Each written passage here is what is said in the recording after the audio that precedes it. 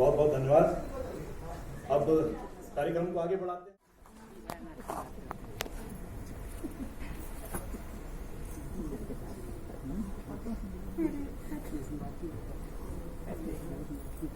सभी को जय भीम, नमो बुद्धाय।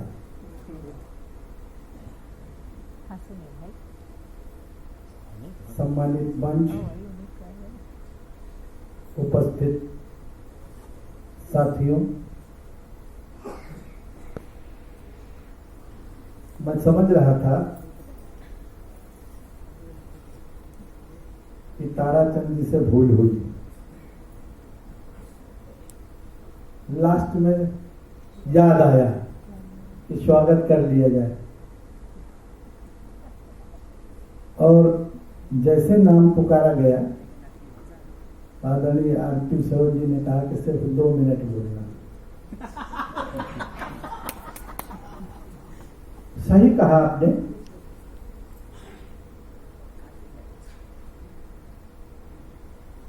अब बचा ही क्या है?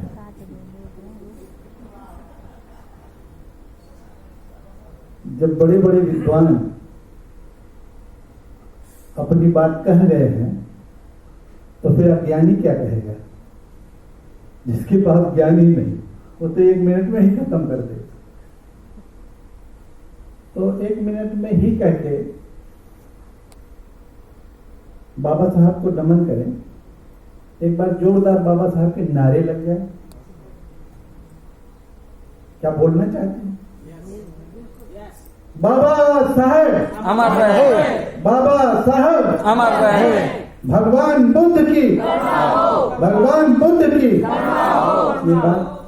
ये बात इसलिए किया गया कि जो नहीं बोले हैं वो भी बोल दें। नारा लगाने का कोई बात नहीं थी।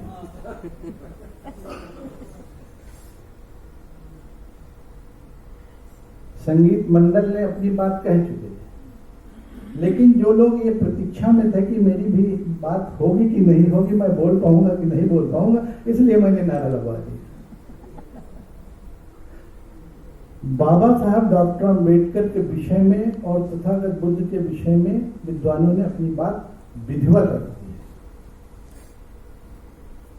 और जब ये बात आती है कि अब आगे क्या होगा, तो सब बात आके यहां रुकती है कि बाबा साहब शिक्षा पे प्रबलता से जोर दिए।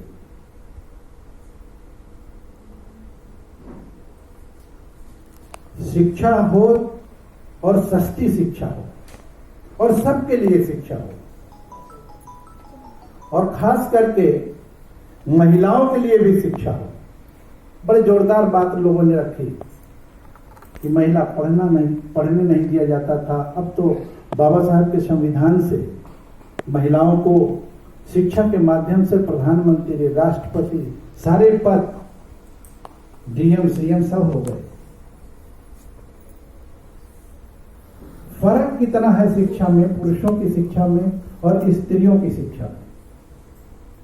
पुरुष अगर शिक्षा ग्रहण करता है तो एक परिवार के लिए शिक्षा ग्रहण, और महिला शिक्षा ग्रहण करती है तो 2 परिवारों के लिए, एक अपने मायके के लिए और एक ससुराल के लिए।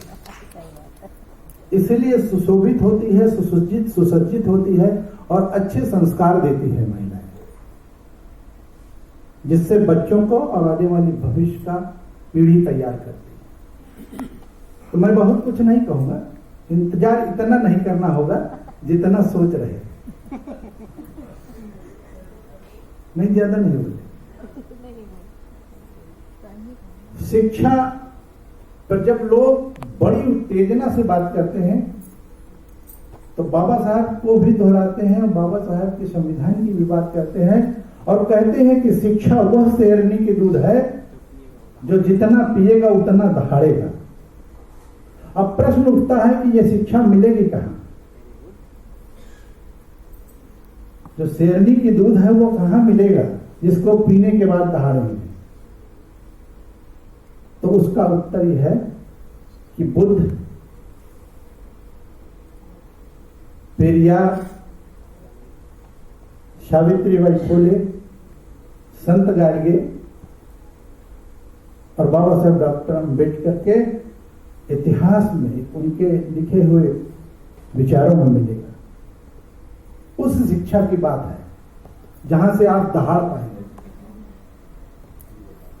तो अगर ऐसी शिक्षा की प्रबलता को आप ले आके रखते हैं, अपने तमाम संत महापुरुषों की बात करते हैं, जहां से देश की नींव रखी गई है, जहां पे समता, समानता, बंधुत्व और भाईचारा की बात रखी गई है, तब हम सही मायने में अपने संविधान की ओर झांकते हैं और देखते हैं कि संविधान में ये सब प्रदत्त है और उसमें प्रदत्त अधिकार हमको प्राप्त है। तब आज बोलने का अवसर मिला है, अन्यथा हमको बोलने का भी अवसर न मिलता। इसलिए ज्यादा कुछ न बोलते हुए अपने तमाम अतिथियों को और जो दूरदर्शन के अधिकारीगण हैं और जो पदाधिकारीगण हैं, उन सबको नमन करते हुए, बाद में अपने संत महापुरुषों को भी नमन करते हुए, बाबा साहब को नमन करते हुए अपनी बात को विराम करता हूँ। धन्यवाद। जय हिंद।